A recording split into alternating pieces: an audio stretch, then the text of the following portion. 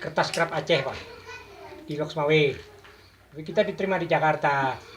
Di Jakarta itu dikirim ke sini tanggal 15 Januari 86. 86 lah kami dikirim ke Aceh. Untuk istilahnya menata hutan yang ada di Aceh Tengah ini. Aceh Tengah inilah belum ada benar meriah. Jadi Aceh Tengah seluruhnya termasuk Pak Joko ada 6 orang. Semuanya 9. Tapi 3 diperbantukan di Loksmawe. Yang 6 ke Aceh Tengah. Untuk tata hutan, fasilitas perumahan segala macam lah. Jalan, survei, potensi, nah, itu semuanya di situ.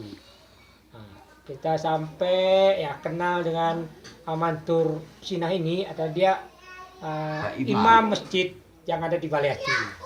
Sedangkan kita membangun rumah di Baleatu. Ya kita ya, yuk kita main ke imam desa.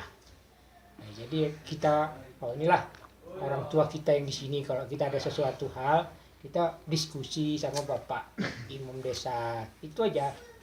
Jadi